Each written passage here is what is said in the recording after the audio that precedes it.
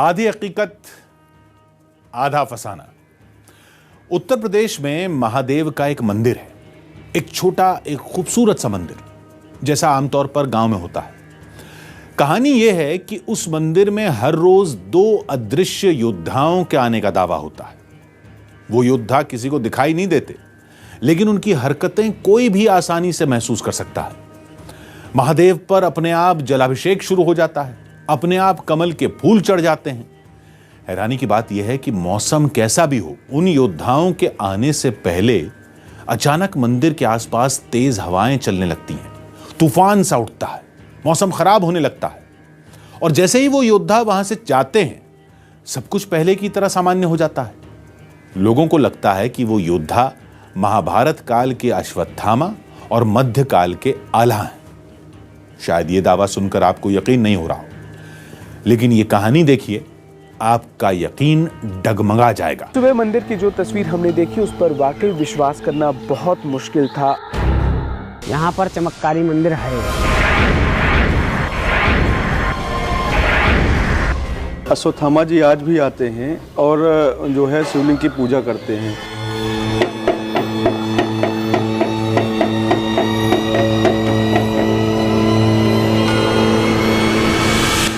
यहाँ पे अश्वत्थामा आते हैं, वो पूजा कर जाते हैं। बहुत लोगों ने जानने की कोशिश की, लेकिन पता नहीं लगा पाया, लोगों ने पता नहीं चल पाया कि किसने पूजा है। तीन तरफ से बहती नदी और पानी में खूंखार मगरमच्छों का खौफ, चौथी दिशा में पसरा हुआ घना और भयावह जंगल,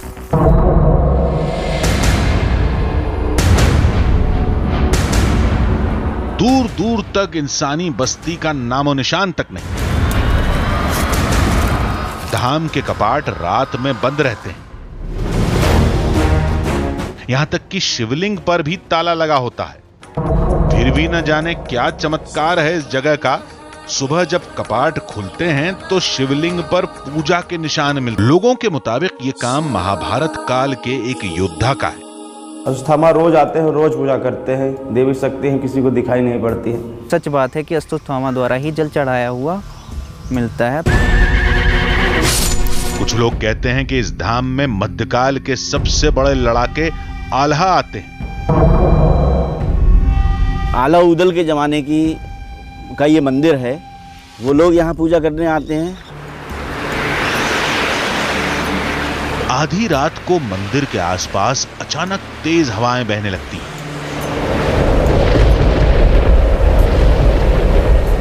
बिजली चमकने के साथ तेज बारिश शुरू हो जाती है। उसी वक्त नदी के आसपास रहस्यमयी हलचल शुरू हो जाती है। फिर पैरों के दो निशान दिखाई देते हैं। कदमों के वो निशान सीधे शिवलिंग तक जाते हैं और वहां से अचानक गायब हो जाते हैं। लोग कहते हैं ये घटना हर रात होती है और सदियों से होती चली आ रही है।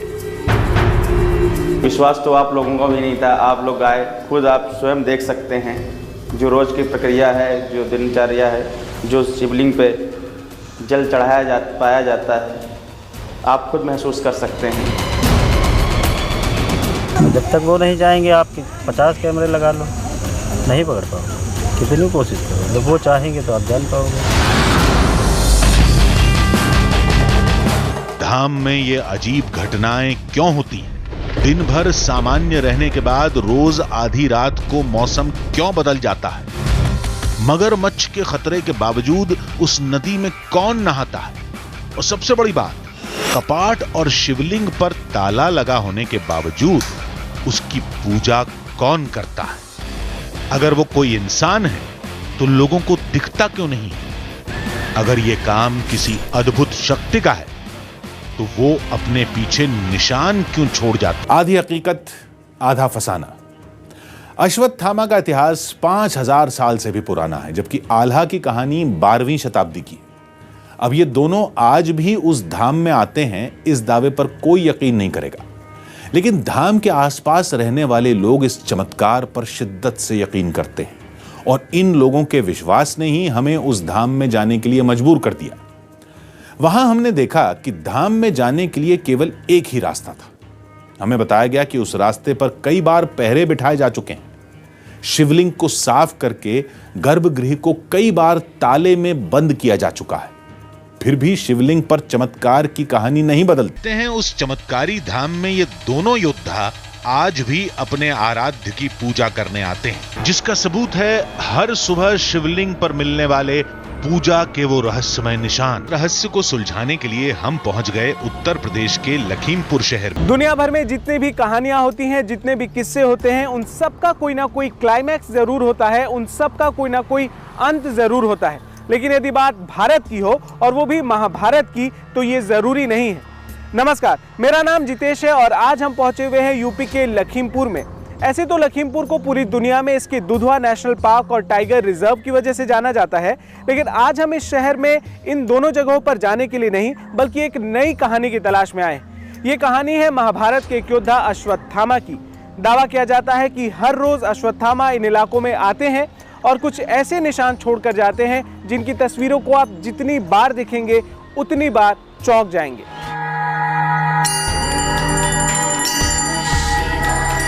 महादेव का ये धाम एक सुनसान इलाके में था।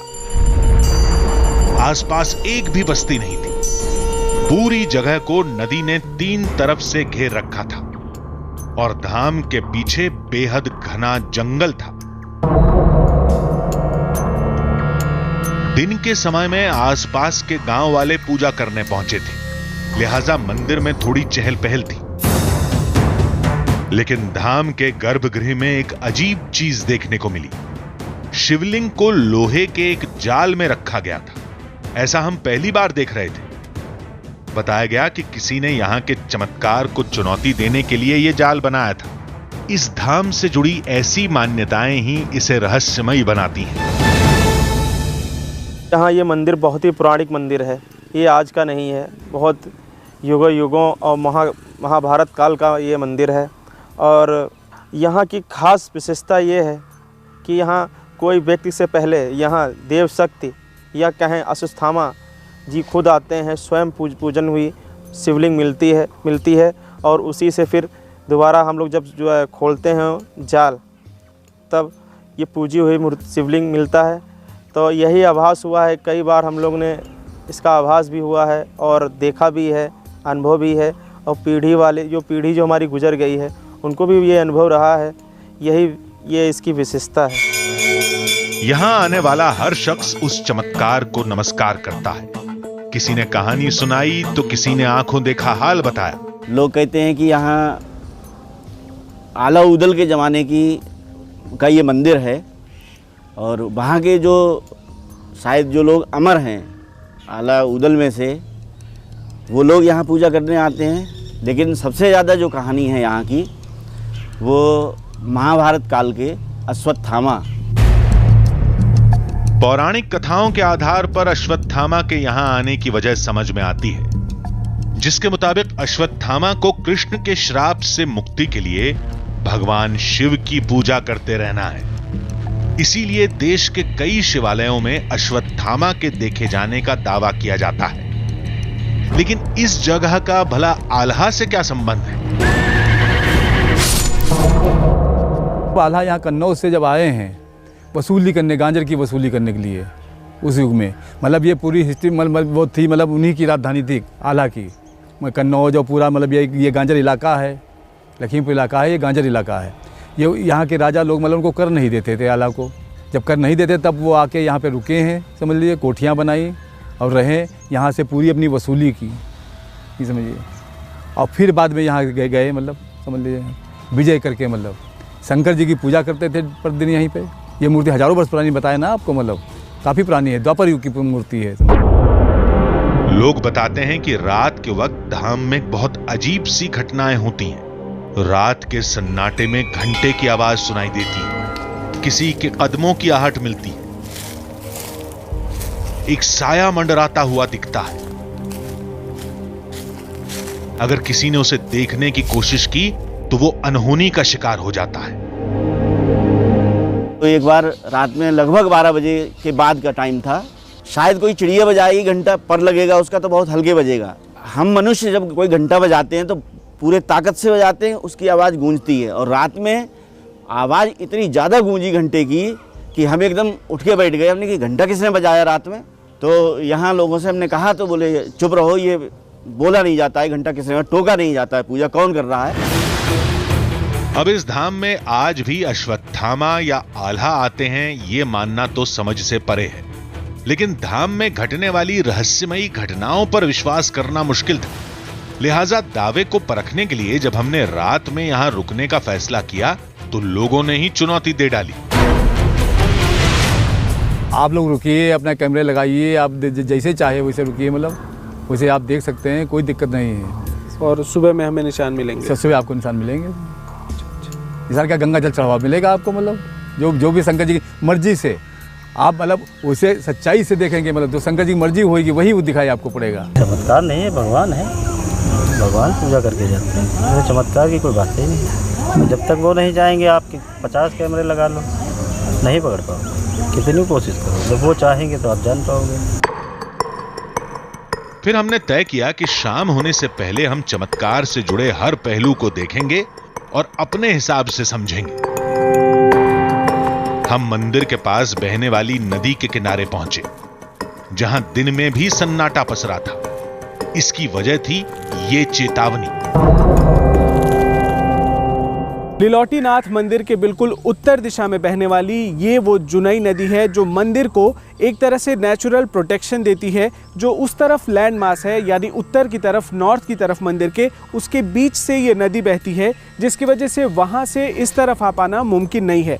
हमने आपको पहले दिखाया कि सड़क से सिर्फ एक रास्ता है मंदिर तक पहुँचने का, पीछे भी जंगल है, दूसरी तरफ भी जंगल है, तो यहाँ पर कोई भी आसानी से नहीं आ सकता। और रात के वक्त तो बिल्कुल नहीं, क्योंकि यही वो जुनई नदी है जहाँ पर मगरमच्छ भी रहते हैं, जिसकी वजह से कोई यहाँ पर आने का खतरा नहीं उठा सकता जो सीधे सीधे इसे पार करके आ पाए।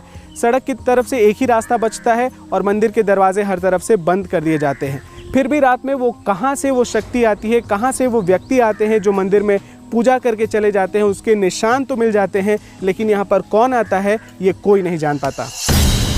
आज हमें हर कीमत पर धाम से जुड़े हर रहस्य को सुलझाना था। हम पीछे के जंगल में भी जाना चाहते थे, तब तक शाम हो चुकी थी और अंधेरे में जंगल में जाना सही नहीं होगा, ये सोचकर हमारे कदम धाम की तरफ बढ़ चले। अचानक मौसम का रुख नाटकीय ढंग से बदल गया।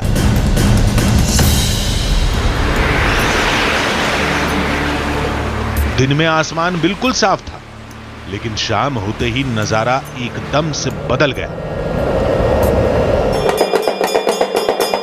रात होते ही धाम में शयन आरती शुरू हो गई। आरती के समय शिवलिंग पूरी तरह श्रृंगार अवस्था में था।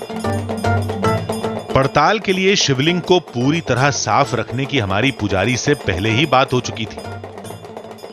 तो आरती पूरी हो गई है, अब मंदिर के पुजारी हमारे साथ हैं। अब शिवलिंग को साफ किया जाएगा।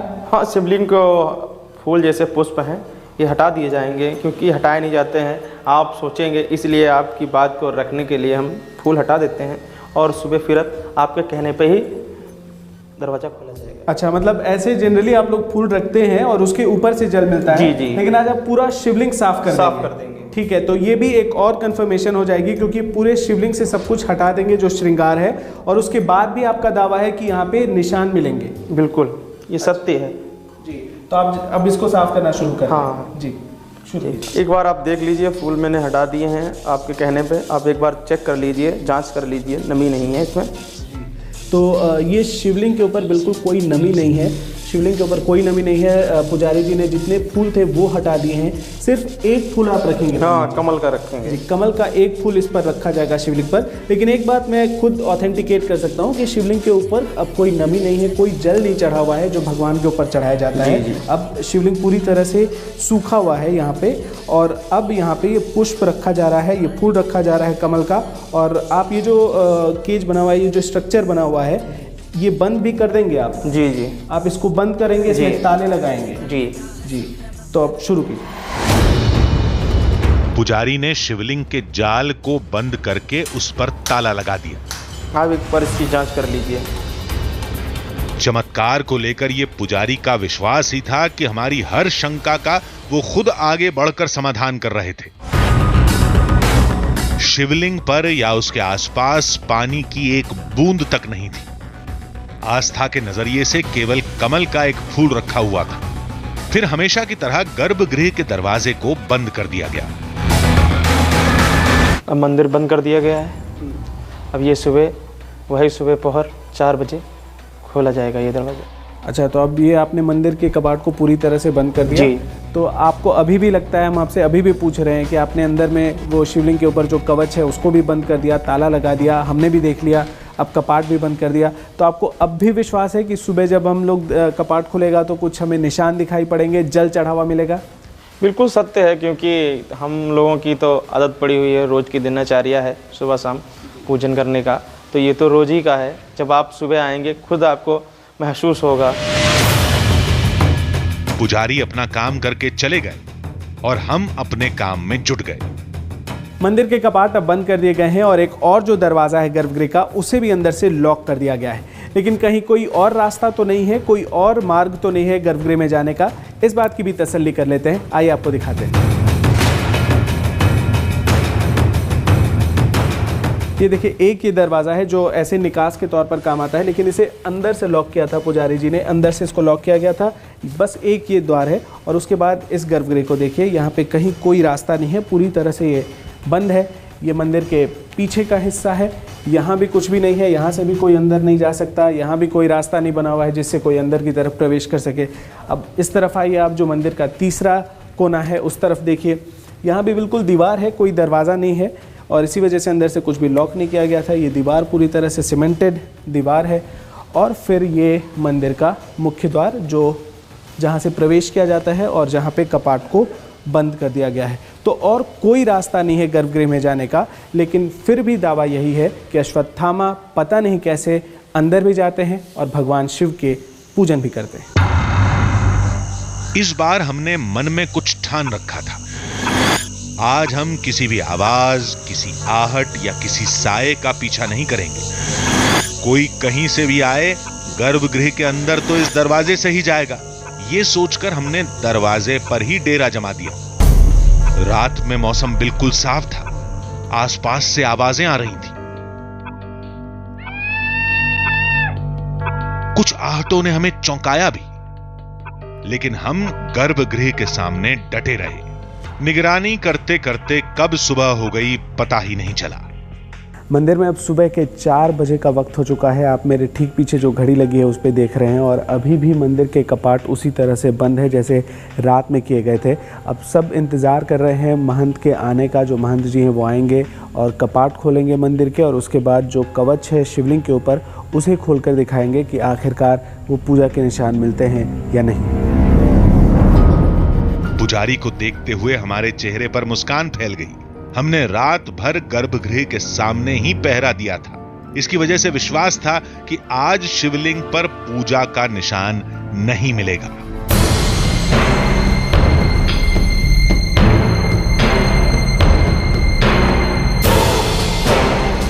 गर्भगृह में शिवलिंग वैसे ही लोहे के जाल में बंद था। पुजारी ने जाल को खोलना शुरू किया।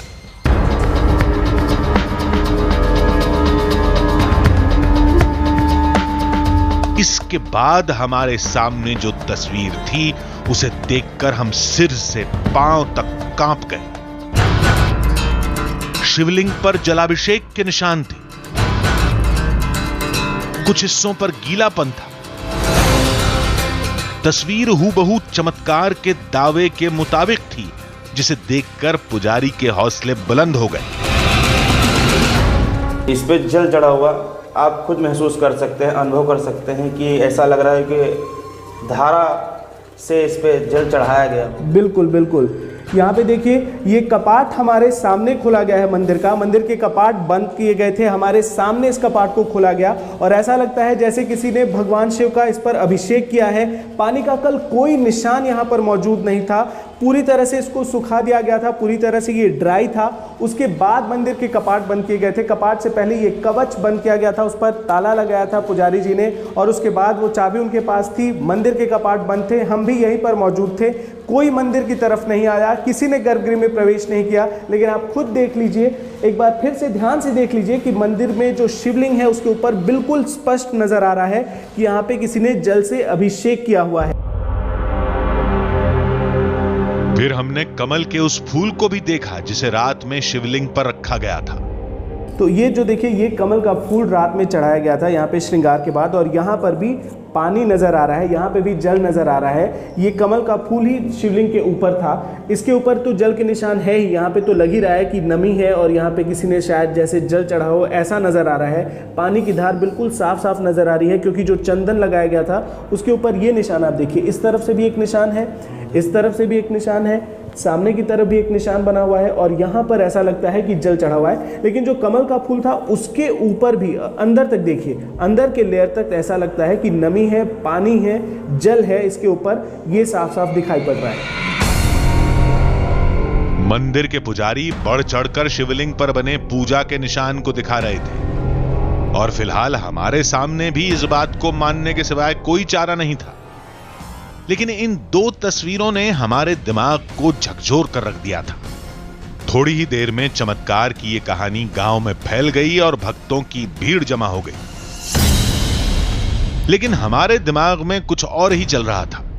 फिर हमने दूसरे दिन भी पड़ताल जारी रखने का फैसला किया। सुबह सुबह मंदिर की जो तस्वीर हमने देखी उस पर वाकई विश्वास करना बहुत मुश्किल था। अब भी हमें विश्वास नहीं हो रहा है कि शिवलिंग के ऊपर जो फूल रखा हुआ था उसके ऊपर जल के निशान कहां से मिल गए, क्योंकि हमने भी देखा कि रात में मंदिर में कोई भी नहीं आया। रात में मंदिर के दरवाजे बंद थे, शिवलिंग के ऊपर जो कवच रखा गया था उसे ताला लगाया गया था, लेकिन बावजूद उसके ऊपर जल के निशान कैसे आए ये हमें भी समझ में नहीं आ रहा है। तस्वीर जिस तरह से हमने देखी हमने आपको भी दिखा दिया, लेकिन उसे समझने की कोशिश अभी हमें और करनी है, क्योंकि इस मंदिर में हम मौजूद हैं और कुछ और तरीके अपनाने की कोशिश करेंगे जिससे पता तो चल सके कि आखिर जो हुआ वो हुआ कैसे। यहाँ पर देखने की कोशिश कर रहे हैं कि यहाँ पे क्या कोई हलचल होती है।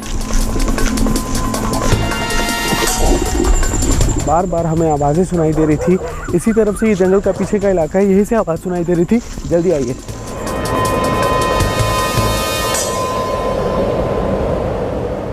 पहले दिन की तस्वीर ने हमें उलझा कर रख दिया था। गर्भगृह के सामने लगातार पहरा देने के बावजूद शिवलिंग पर जल के निशान कहां से आए? यकीन मानिए पहली बार किसी गुत्थी ने हमें भी फंसा कर रख दिया था। दूसरे दिन हमें हर हालत में इस रहस्य को सुलझाना था। हमने तय किया कि अब हम कहानी के हर पहलू की तह तक जाएंगे। पहली रात गर्भगृह के सामने काटी थी, अब मंदिर के कोने कोने को छानेंगे।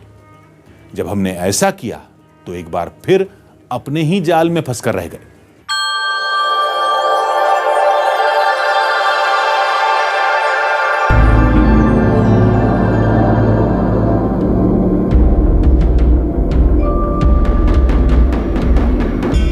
अगले दिन मंदिर में हर तरफ केवल चमत्कार की चर्चा थी और निशाने पर थी हमारी टीम।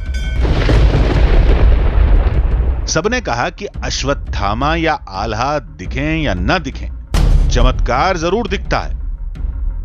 यहाँ पे हम आए दिन देखते हैं बहुत सारे लोग रामायण करवाते हैं, या रात में रामायण का तो आप भी जानते हैं कि पूरी 24 घंटे का होता, लेकिन किसी ने आज तक प्रत्यक्ष रूप से ऐसा कुछ नहीं एहसास किया कि अश्वत्थामा जी को कहीं से या किसी भी प्रकार का कोई भी शक्ति जो है वो यहाँ पे आती हो। लेकिन जब भी द्वार जब वो खुला जाता है तो शिवलिंग का जो जल है उस पर जल चढ़ा हुआ होता है। सच बात है कि अश्वत्थामा द्वारा ही जल चढ़ाया हुआ मिलता है। पहले पुष्प भी चढ़ाए मिलते थे, मतलब बहुत लोगों ने देखने की कोशिश की और मतलब रात में जगराता किया, लेकिन जब जल चढ़ाने या वो स्वयं आने की उनकी बारी हुई तो सब सो गए और किसी को कुछ नहीं दिखा और जल चढ़ गया।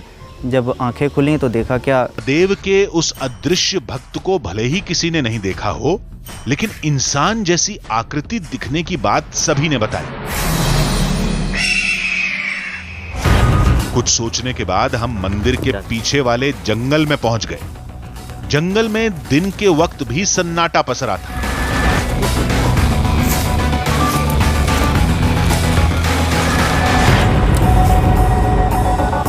ये वो जंगल के इलाके हैं जो आम तौर पर लोग यहाँ पर बिल्कुल नहीं आते, क्योंकि इसका ख़तरा आप अंदाज़ा लगा सकते हैं। हम लखीमपुर खीरी में हैं, यानी दुधवा नेशनल पार्क का ज़िला, यानी वो ज़िला जो यूपी में सबसे बड़ा ज़िला है क्षेत्रफल के हिसाब से, और सबसे ज़्यादा जंगल यहाँ पर हैं।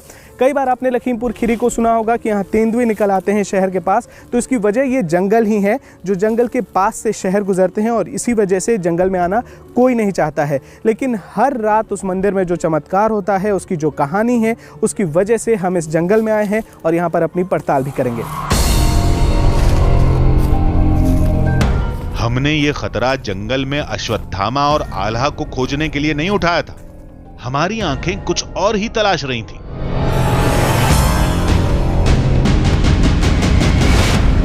मंदिर के पास के इस जंगल में अश्वत्थामा के निशान या फिर आल्हा की कोई निशानी हमें नहीं मिलने वाली थी, ये तो हमें पहले ही पता था। लेकिन इस जंगल में आने का मकसद ये था कि हम ये जान सकें कि मंदिर के ठीक पीछे के ये जो जंगल हैं वो कितने घने हैं और क्या उनके अंदर कोई रास्ता है जहाँ से कोई लोग आते हों।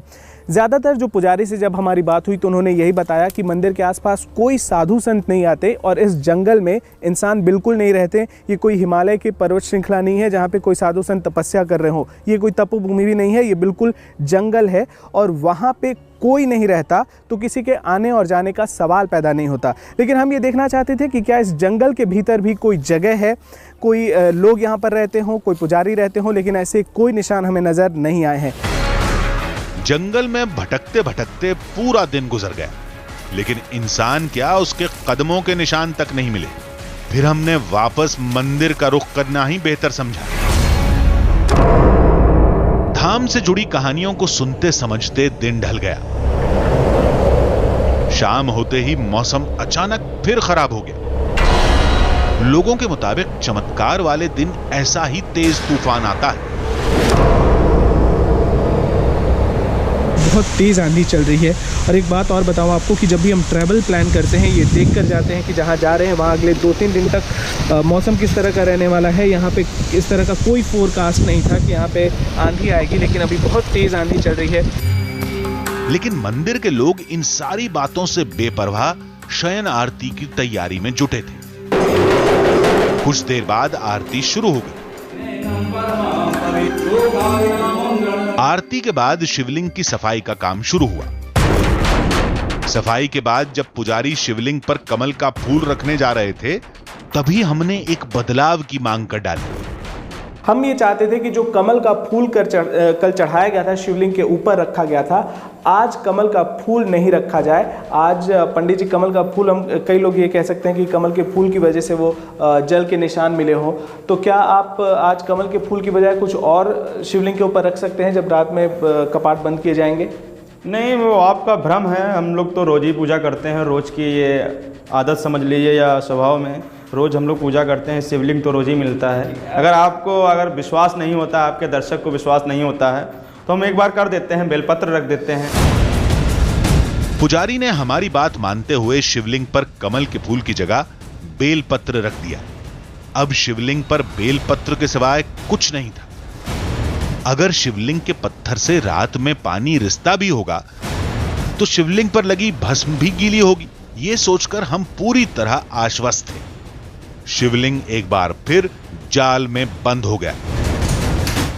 फिर मुख्य द्वार को बंद करके पुजारी वहां से चले गए। मंदिर में हमारे और शिवलिंग के अलावा कोई नहीं था। अगर रात में यहां कोई आता है तो बस उसी का इंतजार था। लेकिन आज हम एक जगह नहीं बैठे रहेंगे, बल्कि धाम के चप्पे चप्पे पर निगाह रखेंगे, ताकि हर हलचल कैमरे में कैद की जा सके।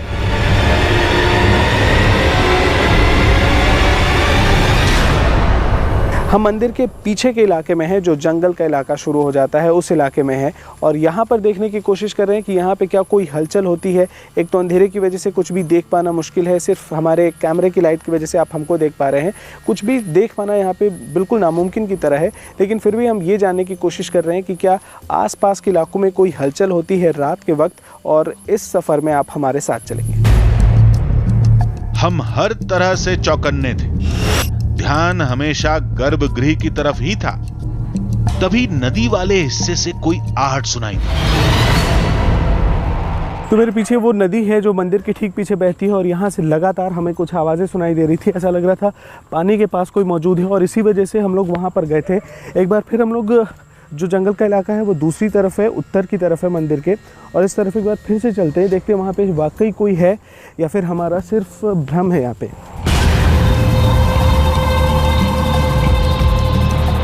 जब नदी किनारे पहुंचे तो वहां पानी में हलचल दिखाई दी। शायद मगरमच्छ था जो शिकार की तलाश में आया होगा। उसके बाद पानी में कोई हलचल नहीं हुई।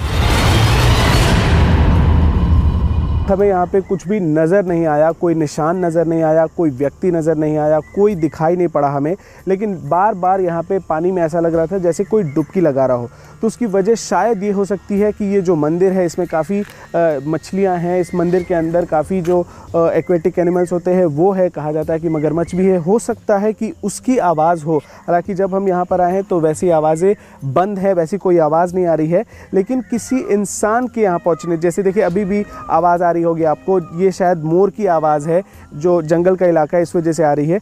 बहुत डिस्टर्बेंस होती है इस तरह की आवाज़ों से जब हम यहाँ पे रुक करके पड़ताल करने की कोशिश करते हैं तब। लेकिन जब यहाँ खुद हम मौजूद हैं तो हमें कोई भी चीज़ आउट ऑफ द प्लेस नज़र नहीं आ रही है। मौसम ने एक बार फिर अपना रंग दिखाया। बिजली कड़कने के साथ बारिश शुरू हो गई। अब गर्भगृह लौटने के अलावा कोई चारा नहीं था। लौटकर हमने गर्भगृह के कपाट को देखा। वो पहले की तरह ही बंद था। सब कुछ पहले जैसा ही था। फिर हम निश्चिंत हो गए कि हमारी गैर हाजिरी में यहां कोई नहीं आया था। अब हमारे सामने परेशानी ये है कि बारिश की वजह से हम बाहर तो नहीं जा पाएंगे, लेकिन मंदिर के अंदर हमें और ज़्यादा चौकन्ना होना है और ज़्यादा ध्यान से सारी चीज़ों को देखना है, ताकि कल जब कपाट खोले जाए तो हम यहाँ पे चमत्कृत ना हो जाएं, बल्कि उसकी पूरे सच को जान सके। वक्त तेजी से गुजरता जा रहा था।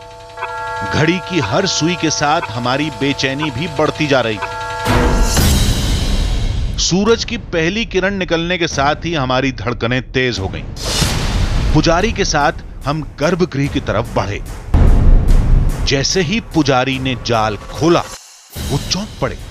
शिवलिंग पर जल चढ़ाने के निशान नहीं थे। लेकिन जैसे ही पुजारी ने बेलपत्र उठाया, अब चौंकने की बारी हमारी थी। बेलपत्र के नीचे जल के निशान थे।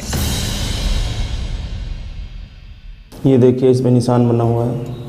ये देखिए, ये देखिए जी, भस्मी लगी के वजह से ये सूख जाता है। अच्छा, तो मतलब अभी भी आप बता रहे हैं कि आज भी अश्वत्थामा के पूजा के निशान ये नजर आ रहे हैं जी, आप देख सकते हैं। ऐसा लग रहा है कि यहाँ पे फिर किसी ने जल चढ़ाया है। हमने उस बेलपत्र को अपने हाथों में लेकर ध्यान से देखा। उसके पीछे भी पानी लगा हुआ था। काफी समय का जल चढ़ा हुआ लग रहा है जी। यहाँ पे ये जल के निशान आप बता रहे हैं पुजारी जी, ये जल का निशान है आज भी। मतलब आज भी आप कह रहे हैं कि अश्वत्थामा कल भी आए थे और पूजा करके गए।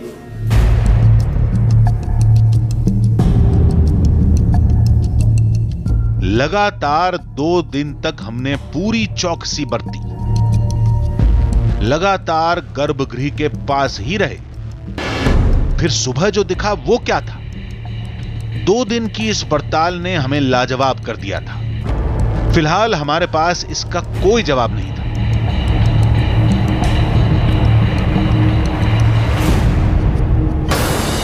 फिर हमें लगा कि धाम से जुड़े रहस्यों के जवाब विज्ञान से ही मिलेंगे। हमने दिल्ली में एक विशेषज्ञ से बात की। हम उनके पास पहुंचे और धाम के चमत्कार से जुड़ी हर तस्वीर दिखाई। पहले और दूसरे दिन की अपनी पड़ताल के नतीजे भी दिखाए। फिर जानकार ने जो बताया उसने हमें चौंका कर रख दिया। कमल का फूल में जो भी कहें कि पानी का जो कंटेंट है वो बहुत ज़्यादा है, ठीक है, और पानी का जो वेपराइजेशन है, वाष्पीकरण है, वो होता है। और अगर जो कमल की अगर आप फूल की डंडी देखें तो वो अंदर से खोखली होती है, हॉलो होती है। तो हो सकता है वो पानी उसके अंदर भर गया हो और जब आपने उसको एक एंगल पे रखा हो तो वो शिवलिंग के ऊपर फैल गया हो। जानकार के मुताबिक धाम में होने वाली घटना जिसे लोग चमत्कार मानते हैं, वो कोई चमत्कार नहीं बल्कि एक प्राकृतिक घटना है। कोई भी जो भी फ्रेश चीज़ है, फ्रेश कब होती है? जब हम कहते हैं कि उसमें पानी की जो मात्रा है ज़्यादा है, मॉइस्चर ज़्यादा है, और जैसे ही हम उसको बाहर रखते हैं डिहाइड्रेशन होने लगता है। डिहाइड्रेशन का मतलब जो उसमें पानी है वो अगर बाहर ज़्यादा गर्मी है तो हम देखते हैं कि वो सूख जाती है, ठीक है। तो अगर वो उसकी जो कहें कि उसको जो रखने का तरीका है वो ऐसा है कि उसका जो कांटेक्ट सरफेस है वो पत्थर के नीचे आ रही है, तो वहाँ पे जो वाष्पीकरण होगा उस जो पत्ती की लोअर साइड से, वो फिर कंडेंस हो जाएगा पत्थर के कांटेक्ट में आने पे, तो आपको वो दिख सकता है। तो ये एक पॉसिबल एक्सप्लेनेशन है, क्योंकि मैंने वो चीज़ देखी नहीं, इसलिए मैं एक वैज्ञानिक होने के नाते किसी निष्कर्ष पे नहीं पहुंचूंगा। ये हमारी पड़ताल का नतीजा नहीं बल्कि विशेषज्ञ की अपनी राय थी, जो धाम से जुड़े लोगों से इत्तेफाक नहीं रखते। ये जरूरी भी नहीं है कि हर पक्ष एक दूसरे के तर्कों को माने, लेकिन इस बात से कोई इनकार नहीं कर सकता कि वो धाम महादेव का है और भगवान के आगे सभी सिर झुकाते हैं। ये आस्था ही सबसे बड़ी हकीकत है।